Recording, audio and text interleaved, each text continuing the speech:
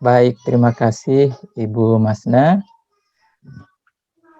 Assalamualaikum warahmatullahi wabarakatuh. Waalaikumsalam warahmatullahi warahmatullahi wabarakatuh. Ya, terima kasih doanya Bapak Ibu. Alhamdulillahi rabbil alamin. Wassalatu wassalamu ala Rasulillah. Wasbunallahu wa ni'mal wakil. Wala haula wala quwata illa billah. Kita senantiasa bersyukur kepada Allah atas segala limpahan rahmat dan karunia-Nya. Alhamdulillah pada pagi hari ini kita bersua di dunia maya. Ya, anak-anak milenial mengatakan di dunia virtual. Jumlah kita 137, alhamdulillah. Pagi ini sekitar 139 ya kemungkinan yang hadir. Ya, jadi masih sepertiga, belum seperdua. Salawat dan taslim kepada baginda Rasulullah SAW yang telah mengantarkan kita sampai saat ini kita tetap istiqomah kepada ajaran beliau. Baik, Bapak Ibu yang kami muliakan, teman-teman guru, lebih khusus kepada Ananda Waode ya dan Ananda Fieri. Ananda Fieri belum pakai sisir kayaknya, baru bangun ya. Oke. Terima kasih Ananda berdua telah menghantarkan kita membuka dengan suatu langkah religius yang sangat luar biasa. Ya, surah Al-Baqarah tadi telah dibacakan, diperdengarkan kepada kita semua. Semoga ada keberkahan untuk kita semua. Semoga doa Ananda Fieri juga Allah Subhanahu wa ta'ala membukakan kita pintu-pintu kebaikan dan keberkahan semuanya. Baik Bapak Ibu, pada pagi hari ini kita manfaatkan dengan baik, walaupun sedikit yang masuk, tapi rasanya ketika jumlah ini sedikit yang tersampaikan, insya Allah nanti akan tersampai kepada yang lainnya dalam bentuk mungkin komunikasi di tingkat kelas di FKK masing-masing, ataukah nanti juga kami bantu dengan menyampaikan slide kepada wali-wali kelas untuk diteruskan kepada Bapak Ibu orang tua yang tidak sempat bergabung. Sangat dipahami karena kondisi kita masih bekerja barangkali di kantor dan sebagainya, tapi saya salut dengan beberapa Bapak dan Ibu, saya lihat di layar, mungkin di tempat kerja ada buku, ada apa dan sebagainya, itu berarti di tempat kerja. Ya memang situasi kondisi dengan menggunakan Meet, video konferensi seperti ini memungkinkan sebenarnya dimanapun kita berada untuk bisa join masuk ya, karena tidak mengenal tempat ya, waktu di mana saja, tempatnya di mana saja.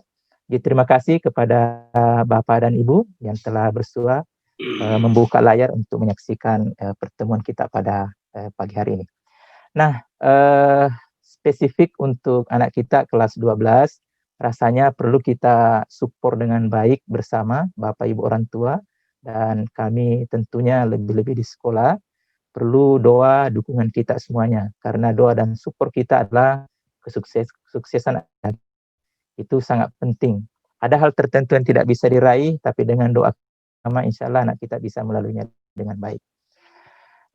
Di kesempatan ini, setelah mempelajari data dari BK, bahwa ada data yang sesuai dengan keinginan dan cita-citanya, itu sudah ada saya lihat, terkumpul di bimbingan konseling di Bu Masna. Rasanya setelah pertemuan ini perlu dikuatkan lagi pertemuan antara Bapak Ibu dengan Ananda, supaya lebih jelas pengawalan kami di semester terakhir ini. Ya, jangan sampai di titik akhir penentuan perguruan jurusan dan perguruan tinggi kita masih bimbang. Akhirnya kami juga bimbang jadinya bagaimana cara mendirect anak-anak untuk lebih meyakinkan bahwa ini yang pasti yang bisa mereka pilih dan sebagainya berdasarkan hasil-hasil yang ada di sekolah. Tentu Bapak Ibu punya pilihan-pilihan tersendiri, tapi kami mengharap kita bisa kerjasama melihat data akademik anak kita yang ada di sekolah, melalui wali kelas, melalui BK, sehingga pilihan-pilihan kita itu istilahnya bisa berkesesuaian, begitu Bapak Ibu. Kemudian yang kedua, ada data tentang bimbingan anak kita sekarang. Ada yang sudah melakukan bimbingan di bimbingan belajar, itu bagus supaya bisa anak-anak kita tidak tinggal diam di rumah. Ya mungkin bimbingan belajar juga melakukan pembimbingan secara online. Ya silahkan, itu pun masih kurang saya lihat sangat sedikit ya ketimbang yang lain. Olehnya itu kami menginisiasi membuat pembimbingan juga dari sekolah. Nanti kita lihat kondisinya apakah offline atau online. Yang jelas kondisi yang sangat menentukan. Kondisi maksudnya kondisi COVID ini. Kalau misalnya masih begini kondisinya, maka bimbingannya lewat online tentunya. Nanti kami skenariokan, insya Allah akan disampaikan sebentar oleh wakil kurikulum. Baik Pak Ibu, pada kesempatan ini rasanya kita kalau mereview anak-anak kita di perjalanan 2 tahun terakhir lebih, hampir 3 tahun seperti itu, tidak lama kemudian anak kita akan menuju ke perguruan tinggi. Ini tentu adalah harapan kita semua, dan insya Allah anak-anak akan bisa melaluinya dengan support dan dukungan kita semua. Baik, pada kesempatan ini pula kami ingin menyampaikan, menegaskan kembali bahwa jalur untuk masuk di perguruan tinggi itu ada di perguruan tinggi negeri itu ada 3 jalurnya Bapak Ibu. Ini penting kita pahami bersama supaya ada gerak dan langkah bersama juga sehingga pilihan-pilihan anak kita itu sangat jelas, kemudian cerdas Bapak Ibu. Nanti kita lihat sama-sama. Nah, ada namanya PDSS, ini perlu kami sosialisasikan kepada Bapak Ibu supaya ketika anak berdiskusi di rumah dengan orang tua dapat memberi solusi yang baik karena sudah memahami tentang beberapa hal yang ada di jalur masuk perguruan tinggi negeri. Ada namanya PDSS, ada SNPTN, ada UTBK, ada SBMPTN, ya, kemudian ada JNS, jalur non subsidi atau mandiri. Juga ada jalur kedinasan Bapak Ibu. Nah, juga ada juga perguruan tinggi swasta yang siap menerima anak-anak kita ketika jalur-jalur yang disiapkan istilahnya tidak lolos di jalur SNPTN, SBMPTN atau mandiri dan kedinasan. Nah,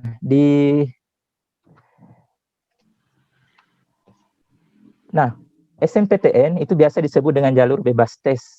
Ya, dia anak-anak langsung duduk di perguruan tinggi tanpa melalui tes, tapi hanya menggunakan rekapan administrasi dari sekolah yang dibutuhkan. Tentunya syarat dan ketentuan berlaku. Nah, di SNPTN jalur bebas tes ini itu berdasarkan data di PDSS. Jadi PDSS ini adalah kewajiban sekolah untuk mengisi data PDSS. Kemudian jalur kedua adalah SBMPTN. Ketika anak kita tidak tembus di SNPTN, maka mereka harus mengikuti jalur SBMPTN. Namun di saat bersamaan dia juga harus mengikuti jalur ujian tulis, namanya UTBK. Jadi persyaratan SBMPTN itu adalah anak-anak punya nilai UTBK, ujian tulis berbasis komputer. Nah, itu syaratnya. Ternyata UTBK ini juga dipakai persyaratan untuk masuk di jalur mandiri.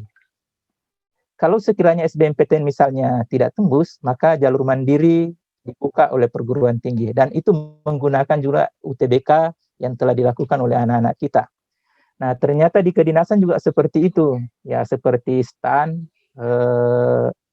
dan kedinasan lainnya, itu juga menggunakan jalur hasil UTBK yang telah dilakukan oleh anak-anak kita. Nah, bagaimana dengan perguruan tinggi swasta? Ya, perguruan tinggi swasta terkadang juga meminta hasil UTBK sebagai perbandingan.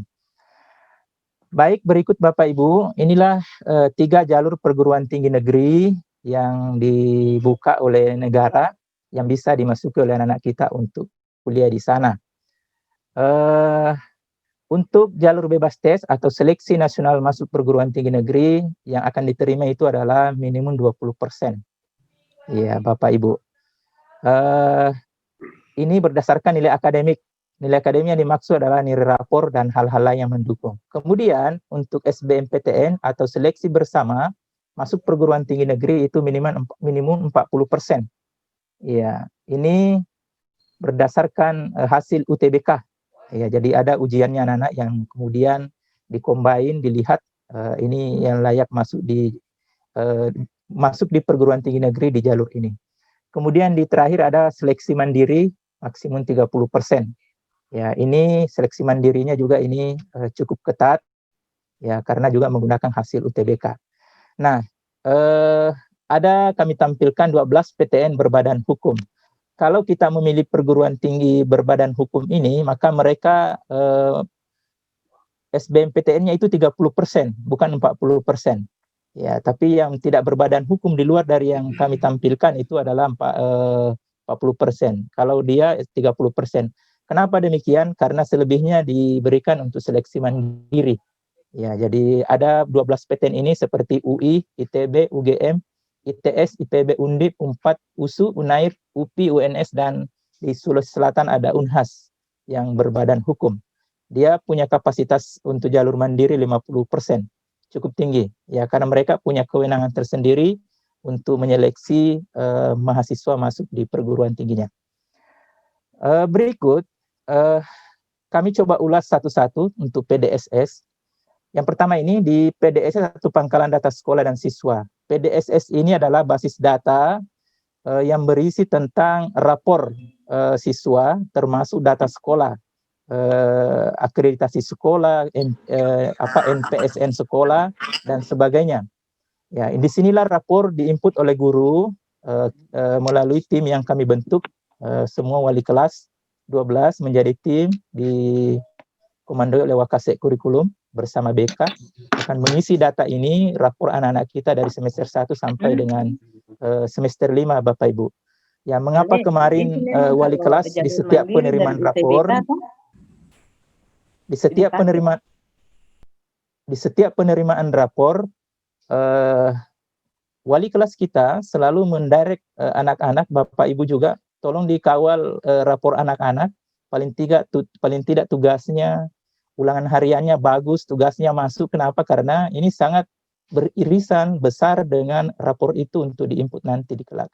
Karena tidak ada perbaikan rapor di akhir, Bapak Ibu. Kalau sudah naik kelas tidak ada. Jadi semuanya sudah masuk di SIMDIK, ya, sistem manajemen kami. Jadi tidak bisa dirubah. Di beberapa tahun yang lalu ada anak-anak kita ingin masuk di kedinasan, hanya 0,1% hanya 0,1 nilai dibutuhkan untuk bisa tembus.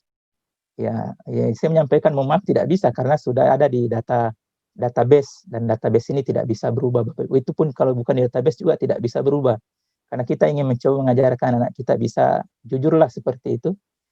Karena ini akan dipakai untuk di kehidupannya sampai akhir hayat pekerjaan itu, dan tentu muaranya di rapor. Ya, begitu Bapak Ibu. Jadi itulah diwanti-wanti kita bersama mengawal anak kita tentang tugasnya, karena nilai rapor itu adalah bukan saja nilai ujian semester, bukan, atau nilai PTS, bukan, tetapi nilai tugas, berapa nilai tugas, berapa ulangan hariannya, berapa PTS-nya, berapa semesternya, itu baru dibagi. Ya, itulah nilai rapor di akhir setiap mata pelajaran. Jadi sangat penting semua tugas harian dan sebagainya kita kawal dengan baik. Nah, insya Allah ini nanti akan diinput, data rapor sementara dikumpulkan, sehingga semuanya bisa diinput tepat waktu oleh Bapak Ibu wali kelas kita. Nah, rasanya semester 1 sampai dengan 4 ini sudah ada, tinggal semester 5, ya, karena sekarang ini kita mau penerimaan semester 5. Pertanyaannya adalah, semester 6 bagaimana? Semester 6 tidak diinput, mereka akan menjadi pelengkap ketika nanti anak kita lulus, maka semester 6 diikutkan. Ya, seperti itu, dan tidak diterima kalau tidak ada semester 6-nya. Nah, jalur pertama adalah seleksi nasional masuk perguruan tinggi negeri. Jadi setelah PDSS kita selesaikan oleh sekolah, kemudian dicek oleh anak-anak kita apakah sudah benar nilainya atau ada yang keliru, maka nanti ada duduk bersama antara wali kelas dengan anak-anak kita, entahkah melalui online, offline, tidak lihat kondisinya, itu melihat data yang sudah diinput supaya tidak salah. Karena kalau salah penginputannya, kemudian lulus, maka kami harus berurusan dengan perguruan tinggi. Ya, dan sudah pernah terjadi, kami harus ke Jawa, di salah satu perguruan tinggi negeri, karena ada perbedaan sedikit data, dan kami harus meluruskan ke sana. Dan mudah-mudahan tahun ini tidak ada data yang salah, sehingga semuanya berjalan dengan baik, Bapak Ibu.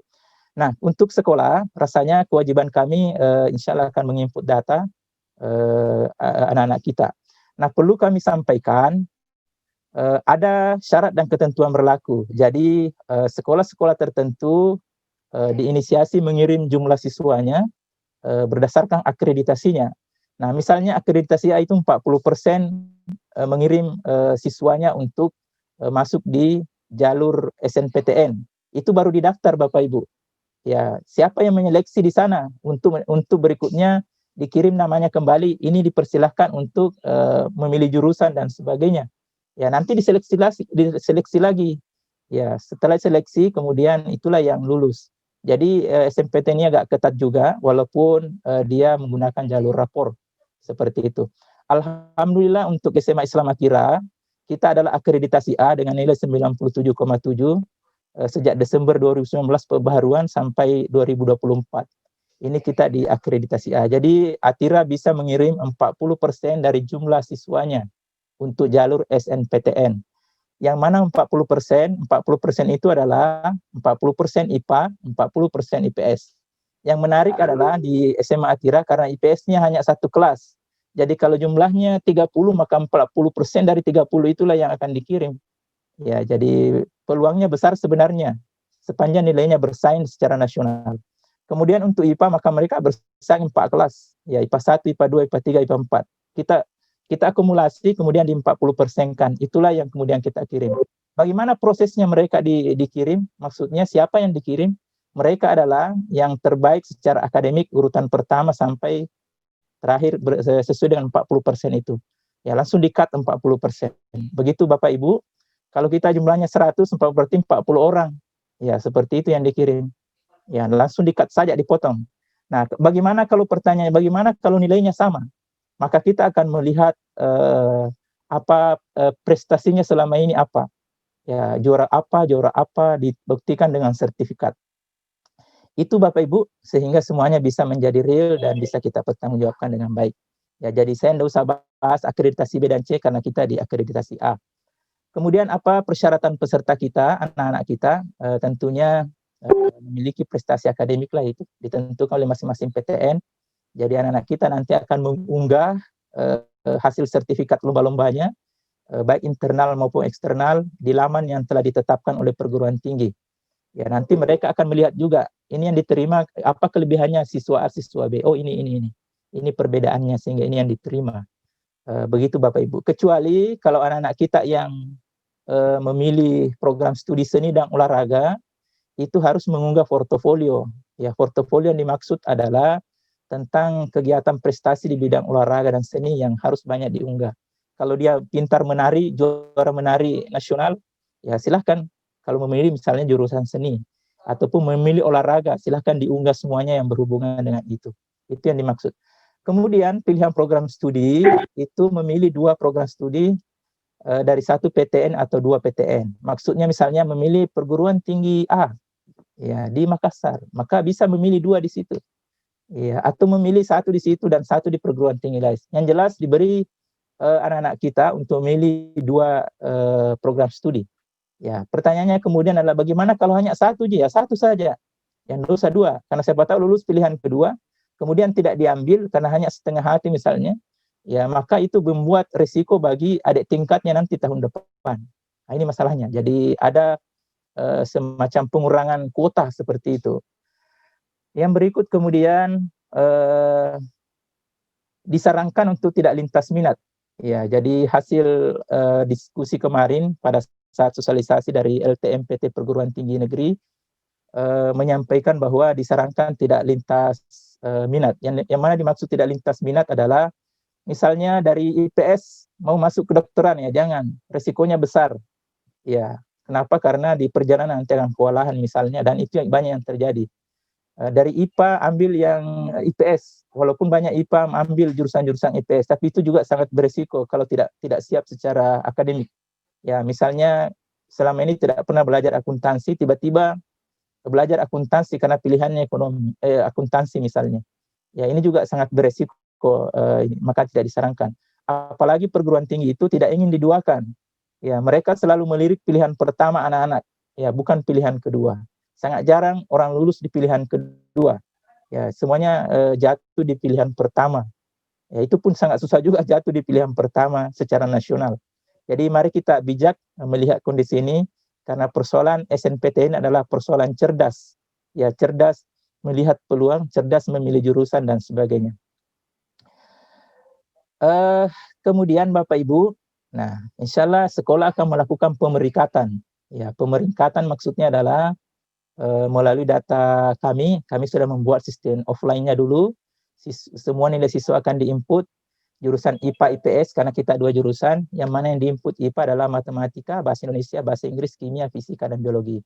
IPS juga demikian, ditambah sosiologi, ekonomi, dan geografi.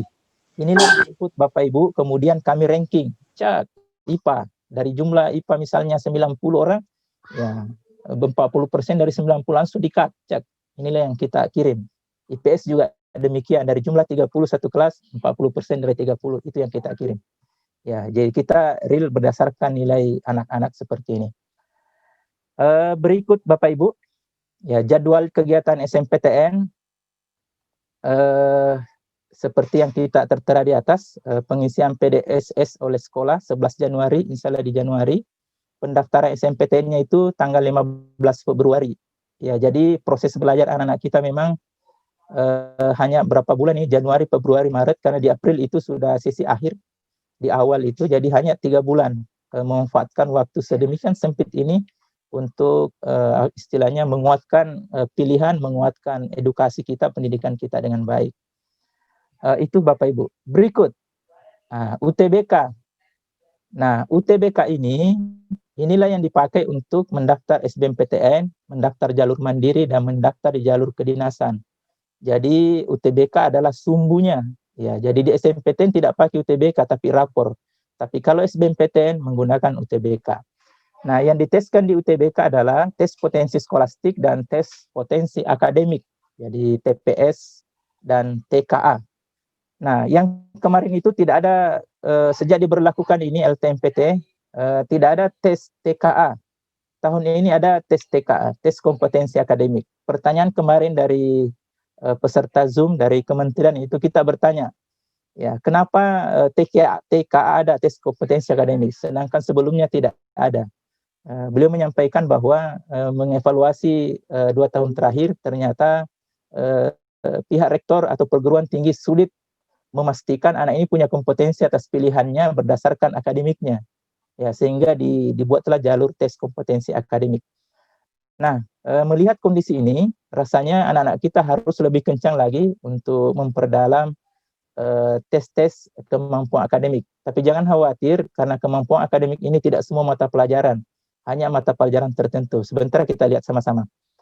Juga sekolah akan membuat programnya untuk pembimbingan akademik anak-anak kita, termasuk di TPS. Sebentar akan diurai lebih rinci oleh Wakasek Kurikulum.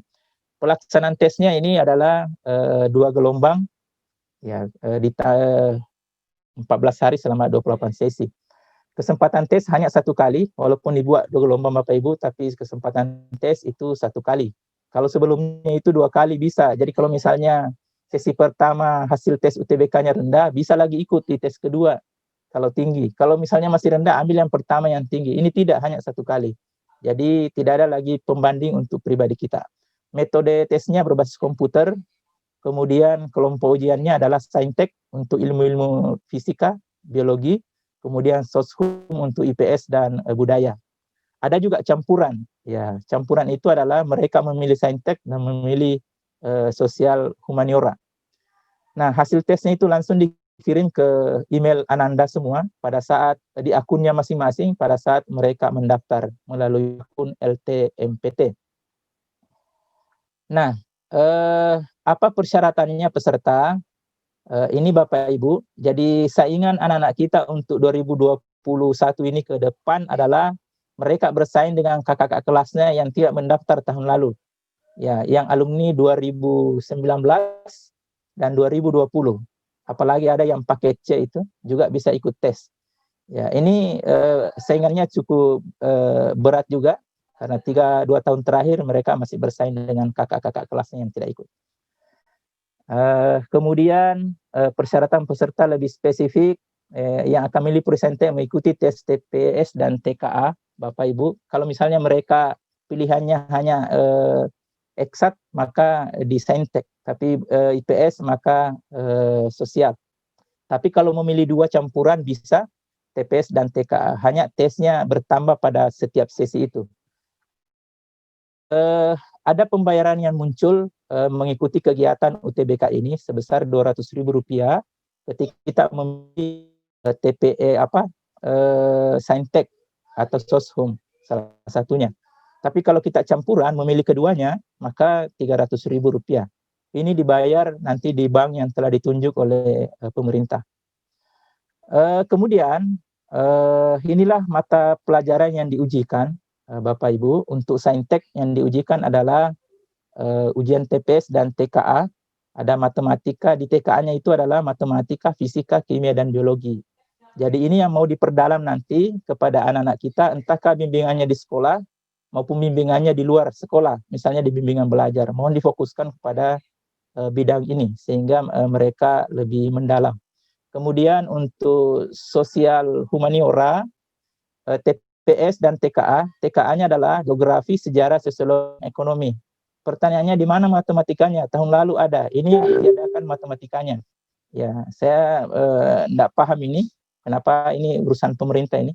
Jadi IPS matematika ditiadakan, jadi ada kelonggaran sedikit di matkul itu, karena mereka tidak perlu belajar memperdalam dulu matematika untuk masuk di TKA-nya. Cukup geografi, sejarah, sosiologi, dan ekonomi. Kalau campuran maka mereka akan mempelajari semuanya, karena mereka akan diteskan kedua-duanya.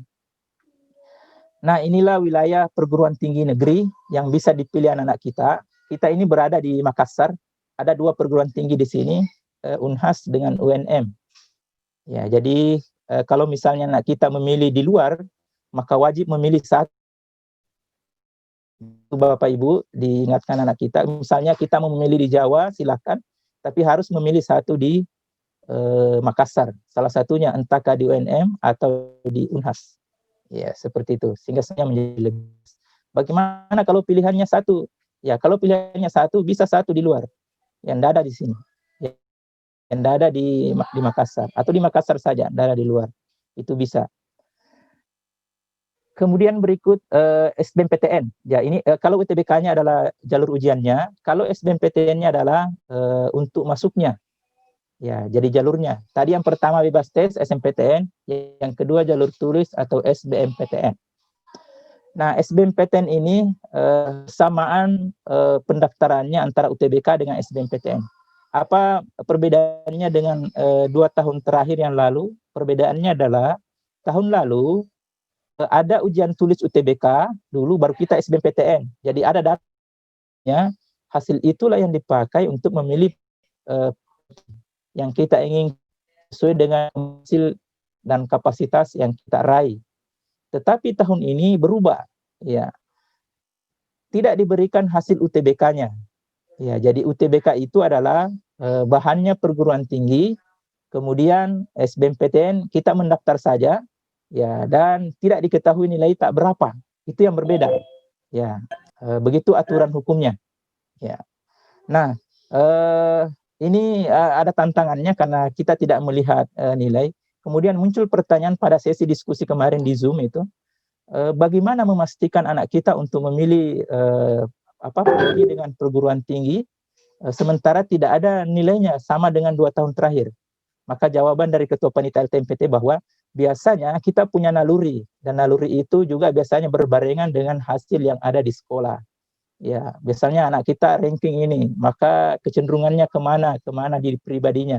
Itulah yang dipersyaratkan untuk memilih prodi berdasarkan nilai yang ada di sekolah, kemudian kecenderungan anak seperti apa, passionnya di mana, dan sebagainya. Itu Bapak Ibu. Kemudian berikut jadwalnya ini, pendaftaran UTBK dan SBMPTN bersamaan 15 Maret sampai dengan 1 April.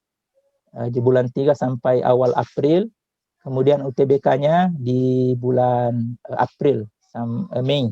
Ini sudah jelas sekali. Pengumumannya di 14 Juni. Ya, setelah kita mudah-mudahan bersamaan dengan penamatan ini, sehingga bisa kita umumkan hasilnya ya di 14 Juni. Berikut Bapak Ibu, ya. Nah, mengawal anak-anak kita ini menggapai impiannya, maka kami menskenariokan program sukses kelas 12 akan diurus oleh Wakasek Kurikulum. Sekedar tambahan saja buat Bapak Ibu bahwa alhamdulillah legalitas ijazah Ananda nanti untuk 2021 karena dipersyaratkan oleh pemerintah bahwa kepala sekolah yang menandatangani ijazah tidak mempunyai nomor NUKS, nomor unik kepala sekolah dari kementerian, maka ilegal ijazahnya. Alhamdulillah untuk kita di SMA Islam Atira, baru 1 bulan lalu kami mengikuti penguatan kepala sekolah dan sudah ada nomor NUKS yang didapatkan oleh sekolah melalui kepala sekolah, dan insya Allah ijazah Anda legal untuk dipakai di mana saja untuk mencari masuk perguruan tinggi dan mencari kerja. Saya kira itu informasi penguatan dari kami, mudah-mudahan bermanfaat dan bisa kita berdiskusi sebentar seperti apa yang bisa kita tanyakan dan bisa kita diskusikan sama-sama untuk anak-anak kita bisa meraih cita-cita dan impiannya dengan baik. Saya kira demikian dari kami. Terima kasih, kami kembalikan ke moderator. Assalamualaikum warahmatullahi wabarakatuh.